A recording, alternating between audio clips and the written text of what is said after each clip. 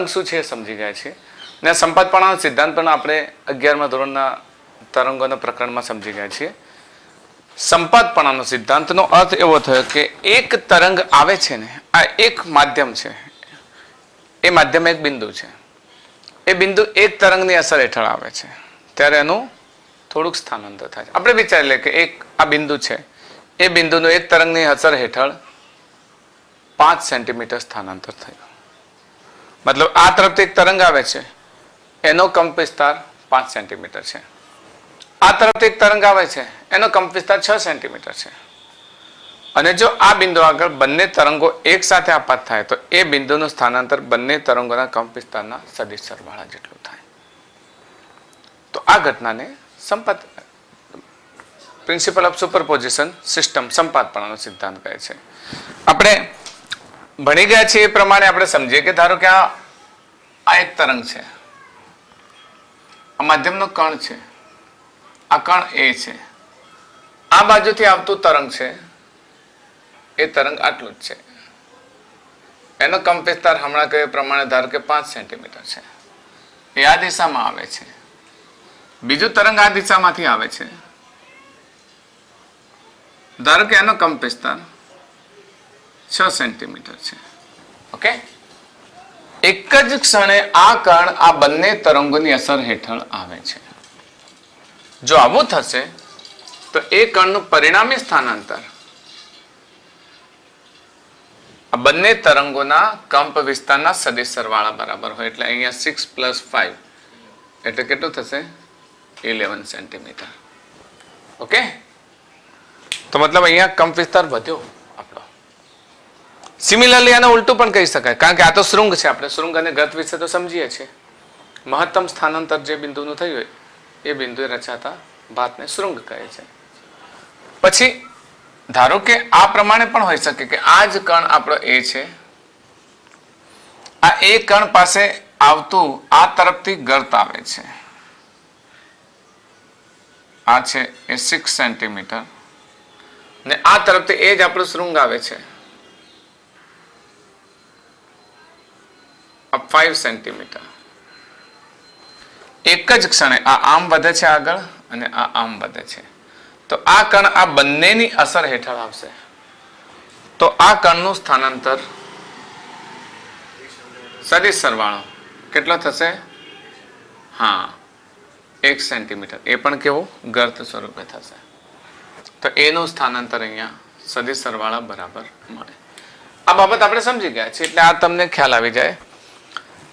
પણ હવે આપણે જે ભણીશું તરંગ પ્રકાશશાસ્ત્રમાં, એ પ્રકાશના તરંગો એકબીજા પર સંપાત થાય ત્યારે શું થાય. આ તો તરંગની વાત હતી, બરાબર ને. આપણો જ્યારે માધ્યમનો કોઈ કણ 2 કે 2 થી વધુ તરંગોની અસર હેઠળ આવે ત્યારે કણનું કુલ સ્થાનાંતર તે 2 તરંગો વડે થતા સ્વતંત્ર સ્થાનાંતરના સદિશ સરવાળા બરાબર હોય છે. આપણે જાણીએ પણ છીએ. પણ અહીંયા જો પ્રકાશનું તરંગ છે તો પ્રકાશના તરંગમાં આ સ્થાનાંતરનું એક અલગ નામ આપ્યું છે ને એને આપણે કહીએ છીએ વ્યતિકરણ. માધ્યમનો કોઈ કણ અથવા માધ્યમનું કોઈ બિંદુ 2 પ્રકાશીય તરંગોની અસર હેઠળ આવે તો આ જે ઘટના રચાય એ ઘટનાને આપણે શું કહીશું? વ્યતિકરણ, ઇન્ટરફેરન્સ.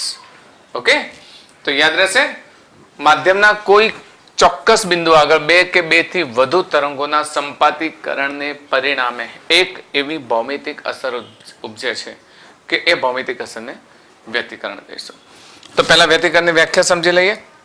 ખ્યાલ આવી ગયો સંપાતપણાનો સિદ્ધાંત. આજે આપણે ભણી ગયા છીએ એ હવે સમજીએ. વ્યતિકરણની વ્યાખ્યા લખી દઈએ. વ્યતિકરણ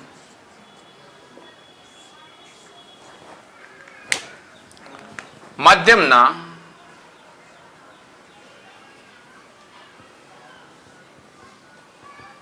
કોઈ બિંદુ આગળ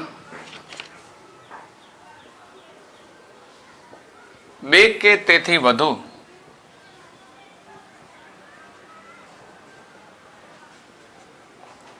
તરંગોને પરિણામે, તરંગોના સંપાતીકરણને પરિણામે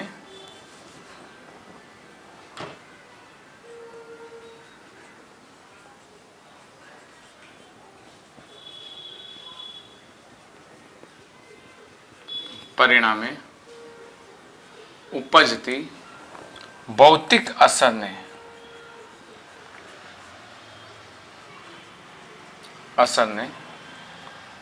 શું કહીશું?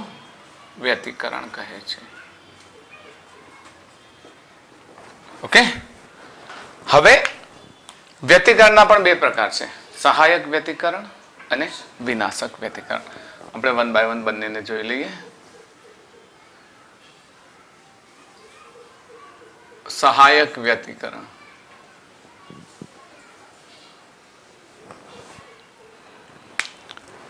માધ્યમનો કોઈ કણ છે એ બે કે બેથી વધુ તરંગોની અસર હેઠળ આવે.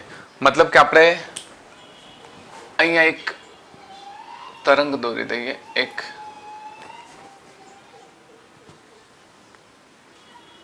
બે તરંગો માટે જગ્યા દોરી દીધી. હવે અહીંયા આગળ આપણે તરંગ બનાવીએ.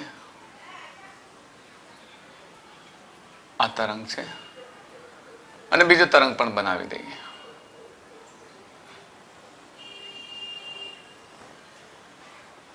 આ પ્રમાણે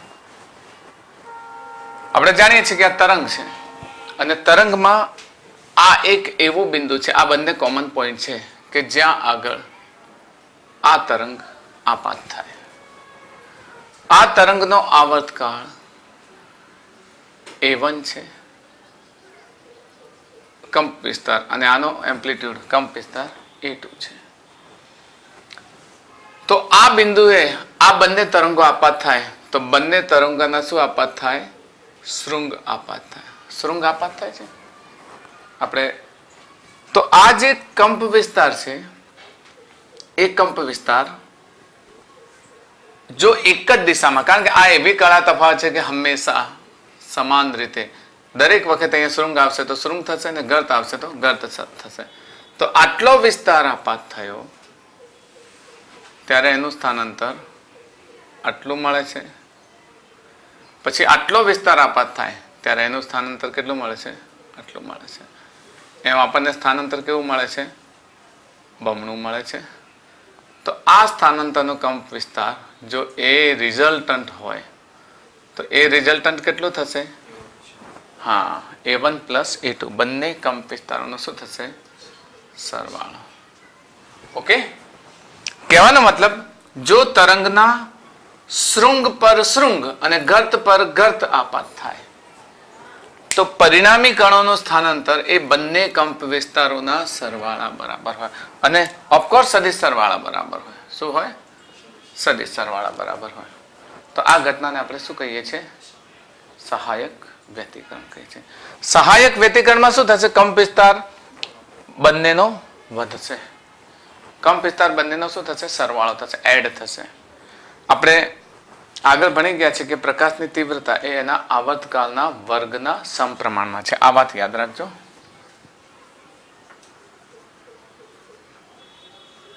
પ્રકાશની તીવ્રતા એના કંપ વિસ્તારના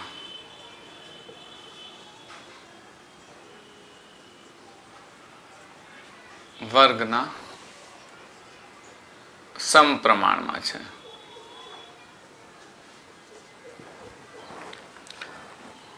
હવે આની તીવ્રતા I1 છે, આની તીવ્રતા I2 છે. તો આ બંને તીવ્રતાઓ શું એડ થશે? અથવા તો આમ કહીએ ચલો કે સામાન્ય હાલતમાં I0 ઇઝ ઇક્વલ્સ ટુ શું થશે? A². ઓકે, જ્યાં A શું છે? કંપ વિસ્તાર.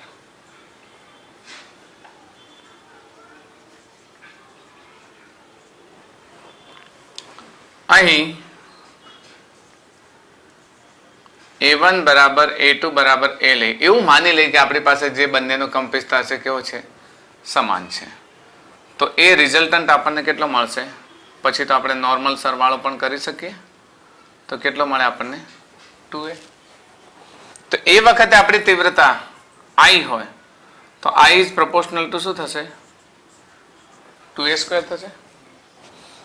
તો I is proportional two 4A². A² ની જગ્યાએ શું મૂકી શકીએ? I0. તો I is equals to 4I0 મૂકી શકાય. આપણે 1 ને એકમ તરીકે લખી શકીએ. તો તીવ્રતા 4 ગણી થાય. કંપ વિસ્તાર બમણો થાય તો તીવ્રતા કેટલી થાય? 4 ગણી થાય. કંપ વિસ્તાર 3 ગણો થાય તો તીવ્રતા 9 ગણી થશે. વર્ગના સમપ્રમાણમાં ચાલે છે. તો સહાયક વ્યતિકરણમાં કંપ વિસ્તાર એડ થશે, તીવ્રતાનો વર્ગ થશે. સમજો ને? સહાયક વ્યતિકરણમાં કંપ વિસ્તાર એડ થશે અને તીવ્રતાનો વર્ગ થશે. તો આપણે સહાયક વ્યતિકરણની વ્યાખ્યાને પણ નોંધી લઈએ. બોલો શું લખીશું? એક તરંગના શૃંગ પર શૃંગ કે ગર્ત પર ગર્ત આપાત થાય ત્યારે શું થશે? હા, એ એના કણોનો અથવા કુલ કંપ વિસ્તારમાં વધારો થાય અને તીવ્રતા 4 ગણી થાય. મતલબ કે એક તરંગના શૃંગ પર શૃંગ કે ગર્ત પર ગર્ત આપાત થાય તો તેનું પરિણામી સ્થાનાંતર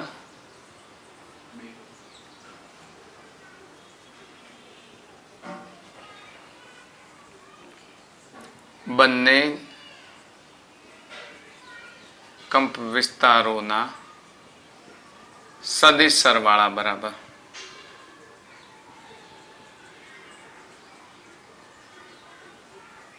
થાય છે. આ ઘટનાને શું કહીશું? સહાયક વ્યતિકરણ કહે છે. યાદ રહેશે? બહુ શોર્ટમાં સમજાવી દેવાનું તમારે. ઓકે, તો આ જ રીત આપણે વિનાશક વ્યતિકરણમાં લઈએ.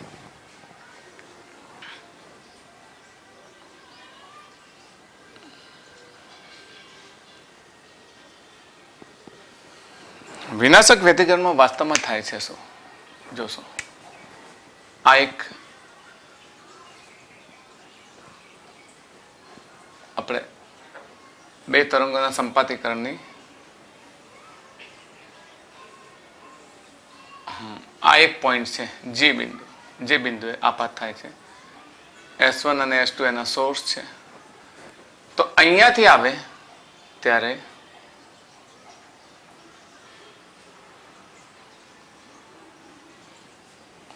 અહીંયાથી આવે ત્યારે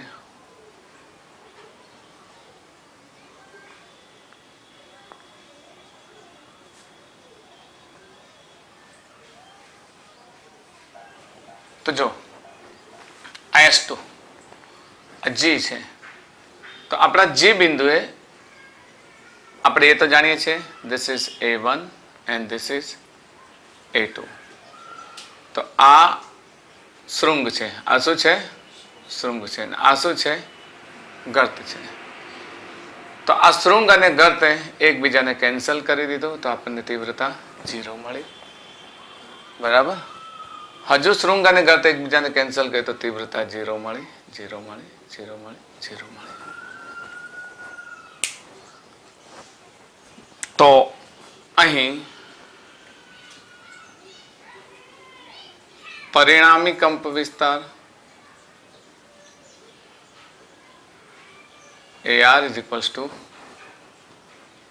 A1 minus A2 લખી શકીએ ને, કારણ કે દિશા કેવી છે?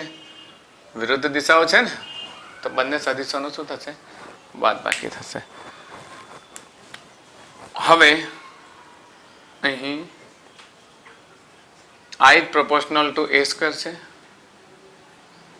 અહીં આપણે આટલું તો લઈ લે કે A1 બરાબર A2 બરાબર A લઈએ તો A રિઝલ્ટન્ટ આપણને કેટલો મળશે?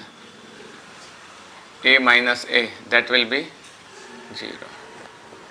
તો I is proportional to 0, I 0 થશે, I 0 square તો 0 square. તો I બરાબર આપણને કેટલું મળે છે? 0. તો પરિણામી તીવ્રતા કેવી મળે છે? 0 મળે છે. તો શૃંગ અને ગર્ત એકબીજાના સ્થાનાંતરને શું કરે છે? કેન્સલ કરે છે. એનો અર્થ શું થયો? કે વિનાશક વ્યતિકરણના તરંગના શૃંગ પર ગર્ત અને ગર્ત પર શૃંગ. અહીંયા શું હતો? શૃંગ પર શૃંગ અને ગર્ત પર ગર્ત. પેલામાં શું હતું? શું થશે? તરંગના શૃંગ પર ગર્ત અને ગર્ત પર શૃંગ આપાત થાય. તો તેનું પરિણામી સ્થાનાંતર શૂન્ય થાય અને તીવ્રતા પણ શું થાય? શૂન્ય થાય. તો આ ઘટનાને આપણે વિનાશક વ્યતિકરણ કહીએ છીએ. ઓકે, તો વિનાશક વ્યતિકરણને નોંધી દઈએ. જ્યારે એક તરંગના શૃંગ પર ગર્ત કે ગર્ત પર શૃંગ આપાત થાય તો તે બિંદુનું પરિણામી સ્થાનાંતર અને તીવ્રતા કેવી મળે છે?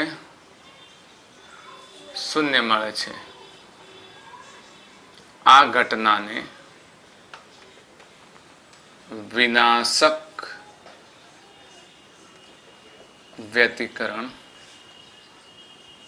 કહે છે. વિનાશક વ્યતિકરણમાં મળતી તીવ્રતા કેવી હોય છે? શૂન્ય હોય છે. જો સમાન કંપ વિસ્તાર ન હોય, ધારો કે કંપ વિસ્તાર સમાન ન હોય, તો આપણે આગળ જોઈએ એ પ્રમાણે પરિણામી સ્થાનાંતર મળશે થોડું ઘણું, બરાબર. પણ અહીંયા આપણે સમાન કંપ વિસ્તાર વાળા જ તરંગોની વાત કરીએ છીએ. તો સમાન કંપ વિસ્તાર વાળા તરંગો હશે તો એનો પરિણામી સ્થાનાંતર કેવું મળશે? શૂન્ય મળશે. ઓકે, તો સહાયક વ્યતિકરણ અને વિનાશક વ્યતિકરણ તમને ખ્યાલ આવી ગયો. તો એના પરથી હવે આપણે આગળ એને થોડુંક ડિટેલમાં લઈએ. સુસંબંધ અને અસુસંબંધ ઉદ્ગમો. એકચ્યુઅલી મેં એક આકૃતિ દોરી છે જેના આધારે તમને ખબર પડી જશે. આ બે તરંગો એક બિંદુએ સંપાત થાય છે અને આ એનો પરિણામી તરંગ છે. આ બે તરંગો એક બિંદુએ સંપાત થાય છે, એનું પરિણામી તરંગ છે. આ બે તરંગો એક બિંદુએ સંપાત થાય છે, એનું પરિણામી તરંગ છે. અહીંયાથી સ્ટાર્ટ કરીએ પહેલેથી. તો S1 અને S2 એવા ઉદ્ગમો છે કે એમાંથી ઉદ્ભવેલા જે આ તરંગો છે, જો આની આવૃત્તિ ને આની આવૃત્તિ જુદી જુદી છે, તો અહીંયાથી એક જ સમયે કોઈક વખત આનું શૃંગ આપાત થશે, આનું અડધું ગર્ત આપાત થશે, ત્યાર સુધી બીજું ગર્ત આવી જશે. તો આવા બંને તરંગોનું પરિણામી તરંગની તીવ્રતા છે ને સ્થિર નહીં રહે. જો આ પ્રમાણે આ મોટું વધારે બે શૃંગ આવી ગયા, બે ગર્ત આવી ગયા, અહીંયા તફાવત. આ જે તીવ્રતા છે એ અનિશ્ચિત તીવ્રતા છે. કેવી તીવ્રતા છે? અનિશ્ચિત તીવ્રતા. આ ક્યારે બને? જ્યારે આ S1 અને S2 છે ને એ સમાન તરંગ લંબાઈના અને સમાન કળાના તરંગો ઉત્પન્ન ન કરે ત્યારે. બીજો ઓપ્શન લઈએ. ધારો કે આ S1 અને S2 સોર્સ છે, આ S1 સોર્સ છે અને S2 સોર્સ છે. તો S1 અને S2 માંથી ઉદ્ભવેલા તરંગો જ્યારે પર્ટિક્યુલર એક બિંદુએ આપાત થાય, આપણા આ G બિંદુએ, તો પહેલા તરંગનું શૃંગ આવે છે, એ જ સમયે બીજા તરંગનું શૃંગ આવે છે. તો પરિણામી સ્થાનાંતર કેવું મળે છે? મોટું મળે છે. પછી બંનેનું શૂન્ય સમયે, તો પરિણામી સ્થાનાંતર કેવું મળે છે? શૂન્ય. પછી બંને તરંગોનું ગર્ત એક સાથે આવે છે, તો પરિણામી સ્થાનાંતર રિવર્સ દિશામાં આપણને ડબલ મળે છે. તો આ એવા તરંગો છે જે કોઈ પણ ક્ષણે જુઓ સમાન કળામાં દોલન કરતા હોય છે. આ એનો મહત્તમ ભાગ હોય તો એનો મહત્તમ ભાગ હોય, રિવર્સ દિશામાં મહત્તમ ભાગ હોય તો રિવર્સ દિશામાં. તો એ પ્રમાણે હંમેશા ગમે તેટલા સમય પછી ચેક કરીએ તો પણ દરેક વખતે શૃંગ અને શૃંગ જ આવશે. આવું કારણ શું છે? તો કે આવું કારણ છે સમાન કળામાં દોલન કરતા તરંગો. બસ સમાન કળામાં દોલન કરતા તરંગો એટલે એનો કળા તફાવત સમાન હોય. બીજું, એની આવૃત્તિ પણ સમાન હોય. આવૃત્તિ મોટી નાની ન હોવી જોઈએ. આવૃત્તિ અને તરંગ લંબાઈ ઇન્ટર રિલેટેડ છે. તો આવા દરેક સમયે શૃંગ પર શૃંગ અને ગર્ત પર ગર્ત આપાત થશે તો દરેક વખતે તીવ્રતા આપણને મેક્સિમમ મળશે. તીવ્રતા સ્થિર તીવ્રતા મળે છે. તો આ તીવ્રતા વાળા તરંગો જ્યારે પણ આપાત થાય ત્યારે તીવ્રતા કેવી હોય છે? સ્થિર તીવ્રતા. હંમેશા પ્રકાશિત. આ કેવો ભાગ મળે છે? પ્રકાશિત. ઓકે, તો આવા ઉદ્ગમોને આપણે સુસંબંધ ઉદ્ગમો કહીશું. કેવા ઉદ્ગમો કહીશું? સુસંબંધ. આ બીજા પ્રકારના ઉદ્ગમોને પણ સુસંબંધ ઉદ્ગમો કહીશું. આ S1 અને S2 સોર્સમાંથી ઉદ્ભવે છે અને જ્યારે અહીંયા આપાત થાય તો જે બિંદુ પાસે જો આ એકનું શૃંગ અને બીજાનું શું આવે છે? ગર્ત. સમાન કળામાં દોલનો કરે છે અને કંપવિસ્તાર સમાન છે તો પરિણામી સ્થાનાંતર 0. બંનેનું જ 0 સ્થાનાંતર પણ એક સાથે થાય છે. પછી પહેલાનું ઘાત આવે છે અને બીજાનું શૃંગ તો પણ સ્થાનાંતર 0. તો અહીંયા કોઈ તીવ્રતા મળતી નથી. અહીંયા આપણને તીવ્રતા મળતી નથી તો પણ આ સ્થિર તીવ્રતા કહેવાય ને, બરાબર. તીવ્રતા ન મળવી એ પણ સ્થિર તીવ્રતા કહેવાય. અહીંયા જે તીવ્રતા મળે છે એ આપણે આમ કહીએ કે I is proportional to 4a² થાય ને, 4 ગણી તીવ્રતા મળે જો સમાન કળામાં દોલનો કરે તો એવા ઉદ્ગમો કે જેમાંથી ઉદ્ભવતા પ્રકાશના તરંગો સમાન કળામાં દોલન કરે અને સમય સાથે તેમનો કળા તફાવત પણ કેવો હોય, સમાન હોય. ઓકે, તો આવા ઉદ્ગમોને આપણે શું કહીશું? સુસંબંધ ઉદ્ગમો. અને જો એવી ઘટના ન થતી હોય તો આવા ઉદ્ગમોને કેવા કહીશું? અસુસંબંધ ઉદ્ગમો. તો આ ઉદ્ગમો કેવા હશે? અસુસંબંધ ઉદ્ગમો. ઓકે, ને આ સુસંબદ્ધ ઉદ્ગમો, આ પણ સુસંબંધ ઉદ્ગમો છે કારણ કે એમની તીવ્રતા કેવી રીતે થઈ રહે. યાદ રાખશો, હવે આપણે જ્યારે પણ કોઈ પણ તરંગની વાત કરીશું તો આપણા તરંગો, આપણા ઉદ્ગમો કેવા હશે? સુસંબંધ ઉદ્ગમો હશે. સુસંબંધ ઉદ્ગમો સમજી જ લેવા. આપણે જ્યારે પણ વ્યતિકરણનો અભ્યાસ કરીશું તો આપણા ઉદ્ગમો હંમેશા કેવા હશે? સુસંબંધ. તો સુસંબંધ ઉદ્ગમોની વ્યાખ્યા લખી લઈએ એટલે આપણને ખ્યાલ આવે ને થોડીક એની માહિતી પણ લખી લઈએ. જો આપણે બહુ શોર્ટમાં નોંધ કરી લીધી છે સુસંબંધ ઉદ્ગમો. જો બંને ઉદ્ગમો સમાન કળામાં દોલન કરતા હોય અને તેમની વચ્ચેનો કળા તફાવત સમય સાથે કેવો રહેતો હોય? અચળ રહેતો હોય તો તેવા ઉદ્ગમોને આપણે શું કહીશું? સુસંબંધ ઉદ્ગમો કહીશું. આવા તરંગોની વ્યતિકરણ ભાતની તીવ્રતા સમય સાથે બદલાતી નથી. અને બીજી વાત, મહત્તમ અને ન્યૂનતમ સમય સાથે એક જ જગ્યાએ રહે છે. અહીંયા જો મહત્તમ આ જ જગ્યાએ રહેશે અને ન્યૂનતમ આ જગ્યાએ રહેશે. અહીંયા ન્યૂનતમ એક જ જગ્યાએ રહેશે. જ્યારે અહીંયા મહત્તમ અને ન્યૂનતમ સતત બદલાતા રહે છે, સતત બદલાતા રહે છે. કારણ કે અહીંયા આપાત થતા તરંગ અને ગર્ત અને શૃંગ જુદી જુદા સમય આવે છે. અસુસંબંધ ઉદ્ગમો, જો બે ઉદ્ગમો સમાન કળામાં દોલન કરતા ન હોય, હવે આગળ બીજી કઈ વાત કરવાની રહેતી જ નથી, તો તે અસુસંબંધ ઉદ્ગમો છે. આવા તરંગોની તીવ્રતા સમય સાથે બદલાય છે. આવું કોઈ ઉદાહરણ જોયું છે પ્રકાશના તરંગોની તીવ્રતા? તમે વૃક્ષ નીચે બેઠા હો, ખબર છે, અને આમ વૃક્ષની ડાળી હલતી હોય ત્યારે ક્યારેક તડકો આવે છે અને ક્યારેક છાંયડો આવે છે. એ જે બદલાતી તીવ્રતા હોય એ સુસંબંધ અસુસંબંધ ઉદ્ગમોમાંથી હોય છે. આ એક સાદું ઉદાહરણ છે. બાકી સુસંબંધ અને અસુસંબંધ ઉદ્ગમોમાં આટલી વાત તમારા મગજમાં બેસી જાય ને. બીજું, હવે પછી આપણે જે પણ ભણીશું વ્યતિકરણ, તો એની અંદર સુસંબંધ ઉદ્ગમો જ છે એવું માનીને જ ભણીશું, બરાબર? અસુસંબંધ ઉદ્ગમો છે નહીં. એટલે આ વાતને આપણે હવે અહીંયા જ પૂરી કરીશું. That's all for this.